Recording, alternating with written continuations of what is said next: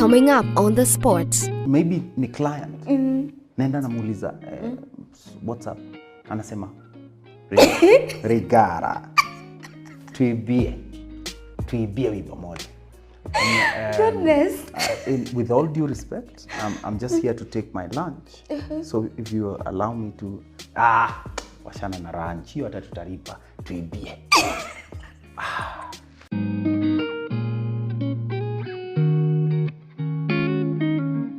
This is The Spot, an open and honest conversation about life and love and everything in between with me, STL Yamumo.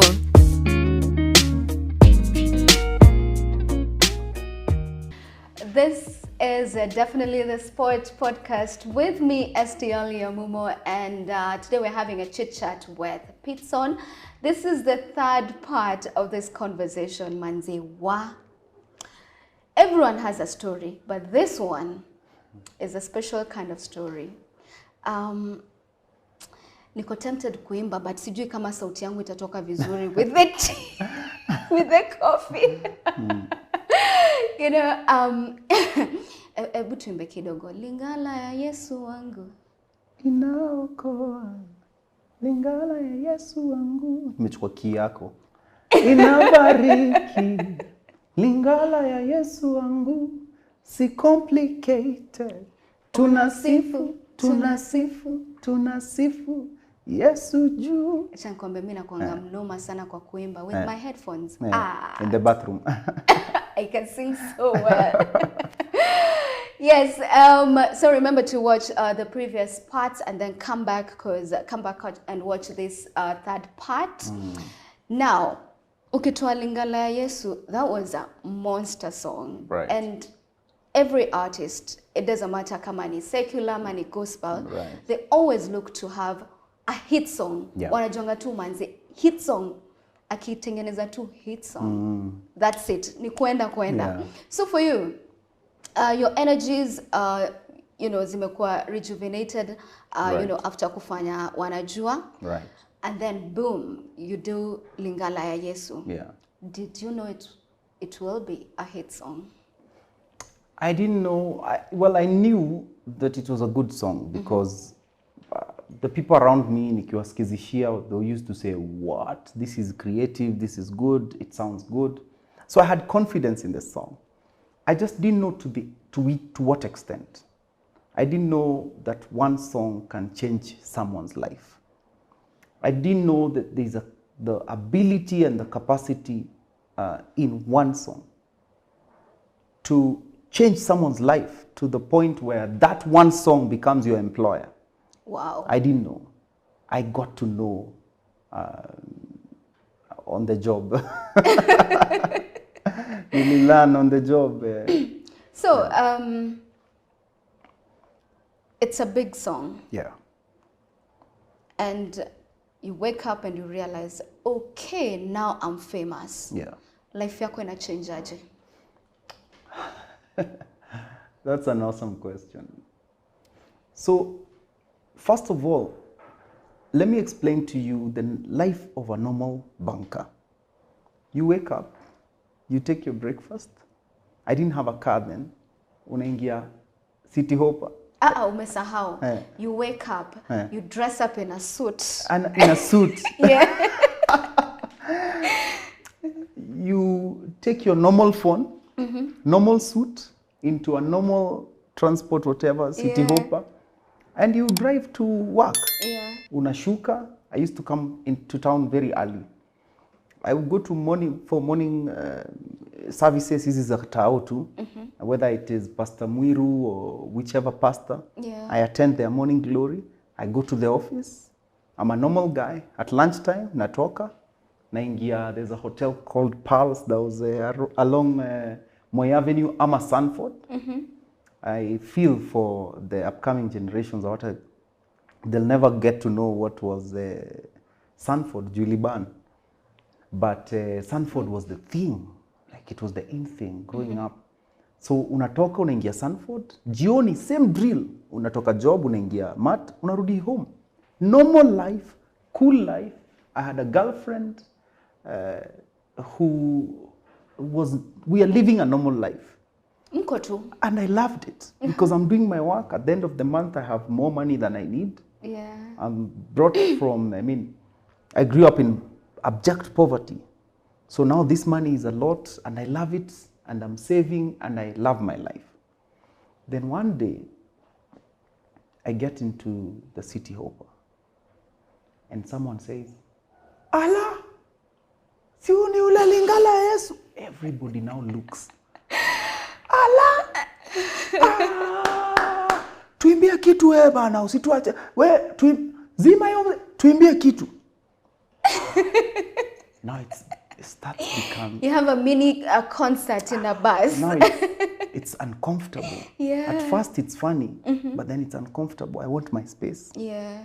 And then I enter into Sanford, and also now wako like everybody and a whisper, and I can tell they're saying something. Yeah. Una feel and then kuna mmoja tu atawauza kupoint. And it was a good life, quiet life. Now it's uncomfortable. So I changed from Sanford to Pulse. I don't know whether Pulse is still there. So I go to Pulse, and there are women seated on the next table, and they call me Kikuyu women, or Mama Waharia. They have absolutely no shame in life. They'll call you, "Where? Kuja, come." And I go. And I ask, "Yes, ma'am, nikusaidiaje?" At that point, umesahau you're a star, so you're like... Mimi nashindwa, maybe ni client. Naenda namuuliza, "What's up?" Anasema, "Regara, tuibie wimbo moja." Goodness. With all due respect, I'm just here to take my lunch. So if you allow me to... washana na ranch, hiyo hata tutalipa, tuibie. Now this was bad. Okay. At the bank, because I was doing sales, I'm explaining to a client how our mortgages work and how our loans work and how our accounts are the best. Nini. So me now explain. Ananiangalia tu. Amezuba tu. Amezuba tu. Namwambia, "Any questions?" Ulianza kuimba lini? Sasa mimi nashindo sasa. I've just explained our products. Hakuna kitu the last amesikia. 15 minutes hujasikia kitu. So my life changed kabisa. But let me talk to you about the money. Okay. Because you mentioned the money.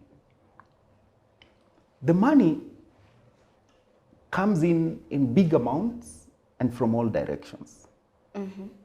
Right now, the gospel industry is not doing as good because of spiritual reasons. Okay. And I say spiritual because God's hand is in it. There's what he's doing. And he's cut all the financial pipes of the gospel industry to see who's genuine and who's not.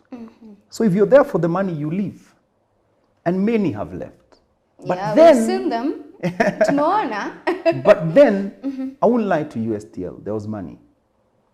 Like I said, from every direction in big amounts. Okay. Whether it was Skiza, guys were downloading Lingala Yesu. 1 million Kenyans had Lingala Yesu on the phone. Ukifanya hiyo hesabu. It comes to a crazy amount. Yeah. 1 million Kenyans. So even if Safaricom is taking at a 90% to achieve 10 cents. 10 cents, yeah. 10 cents of 1 million is 100,000 per day. What? Per day? Yeah. That was in 2013. So okay. Then guys are downloading the song on their phone. Then there's shows. Then there's YouTube. Then there's all those things happening. It was crazy money. Big amounts of money. Now, and money has absolutely, I don't have a problem with money. But you see, money exaggerates who you are inside. Yeah, or exposes. Yeah. Money comes to expose who we are. So when you say umse alipata doa karinga, zizi, alikuwa na maringo from Kitambo, even yeah. wakati alikuwa mesota. Yeah. It's just that money now gives them the confidence to exercise who they are. So when such amounts of money comes and such amounts of of fame and acceptance and celebration, something happens to you. It gets to your head. So they say, never let success get to your head and never let failure get to your heart. Because if success gets to your head, you become proud. Yeah. If failure gets to your heart, you become discouraged. Or you enter into depression or whatever. You think, now I'm a failure. So that success got to my head. You see, when you enter Eldoret Stadium and everybody is shouting your name and your song starts and people are singing for you, now you're not the one performing. You just put the mic like this and they go, they are singing word for word. Yeah. Something happens to you. And it happened to me. Now, before you talk to us about what happened, because temptations kibao, and also, you know, wanasemanga, a man doesn't need to be handsome. Yeah. If you have the money, you automatically, if you're handsome, you're 10 times looks better. You look better. Yeah. So at this time, ulikuwa na mtu ama you were still... So by that time, you see, I met my girlfriend, who's now my wife. I had met her way earlier than that. She's seen me in campus. She's seen me get a job. She's seen the metamorphosis. She knows. Yeye ni mtu akisema, umechange, then I should believe her. Because she saw me. She saw when I was 1 GB. She saw my life literally change. She saw me open an account when I had no money even to. I was opening an account for fun. Because of help. By the way, right. Ama wase wa bank wamekam chuo. So mnafungua tu. Yeah. And then she saw me open that account and then she sees the money flowing into that account. So amekuwa the whole time.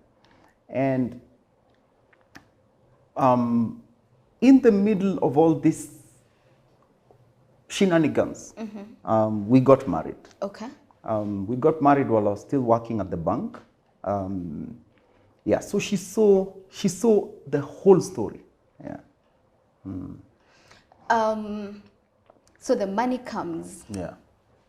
How does that change your relationship with your wife? So when money comes and you're not ready, I hear people say, I want a hit song, I want money, I want this.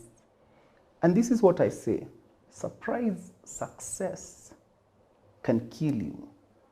You'd rather have delayed success that you're preparing for. Because you see, success is not a place you bump into. It's not a place you arrive. It's a becoming. It's something you're doing in the inside, adding value to society. And society has no problem giving you remuneration in return. But you don't understand that. You think it's about you. So many may get dough, and like you said, the beauty of a man is in his wallet. Yeah. Yeah. It's not in the cheekbones, it's not in the hair, it's not in the muscles. Yeah. When you have money, and please understand, many people, when they hear my story, they say, what a stupid man, how could you do that? But please understand the context. I'm from a poor family. I have not been taught how to handle big amounts of money. So when my uncle as a child gave me 5 shillings, I was beaten for it. Umeomba uncle yako pesa. Umeomba uncle yako pesa. So there's a demonization around money. Na bado umeambiwa money does not grow on trees. Yes. Yeah. So and that's what I see with African children. We've not been taught how to handle money. Indian children know, Somali children know. They see their father count the money. They see a customer bargain with the father. A 12-year-old Indian boy can sell to you a TV. A 12-year-old Kenyan boy does not know how to charge for his services. He's a good artist na umbia, brayo, umechora hiyo. Nikulipe pesa ngapi? Mi nafanya tu kujibamba. They don't know how to charge. Yeah. Because that's not how we are brought up. So from that background, abject poverty, you come now to the other extreme, which is a lot of money. Yeah. And it got to my head. I wanted to come home and hear people scream. I wanted to come home alafu nikifunguliwa tu hivi mlango DJ achilie give it up for Pitson. Nimefika home. But you see, this person is not celebrating me. Yeye ananijua. Yeye tumekuwa na yeye from hiyo campus life. So yeye ataniambia nimechoka, unaweza change mtoi diaper. Alafu pia kuna food kwa fridge unaweza jiwomia. Alafu pia kuna, and I'm thinking, do you know who I am? Pitson. Hey, mimi star. Mimi star unaniambia ni change diaper. And then the inbox is full of chicks who would like to meet you. Probably hawana ubaya. They just want to get to know who's this person. And they're probably celebrating you. Yes. Yeah. Where you don't have the wisdom to say no. You don't have the wisdom to say, I will limit the number of women I meet, the number of women I hang out with, and what I say to them. So you're constantly getting yourself into trouble and trouble and trouble and trouble and more trouble. My life just crashed down. My marriage just crashed because I didn't have respect for her. The one woman who knew me when I had nothing, I couldn't respect her. And so we crashed. Everything just crashed. And I got into that life, wanting more. The next gig, the next song. What is the latest phone? And vitu ka hizo. Okay. And pride crept in and it entered my heart. Wow. So how bad can bad be? How worse can it get? Because umetuambia ule sink to some level, it got bad. But how bad was it? So, tuiache hapo. We put a pause over there. We come back, get to understand how bad was it? Kwa sababu kuna different levels of bad. There's a lot of bad that's happening right now in the industry, but was this bad his bad ama it was extreme? Remember to subscribe and also leave a comment below. Na kama kawaida, I love to tell you to spread the gospel of this channel. Yes, the Sport Podcast. Yeah, time to kiss and say goodbye on this particular episode, but we'll be back with part 4. Yeah.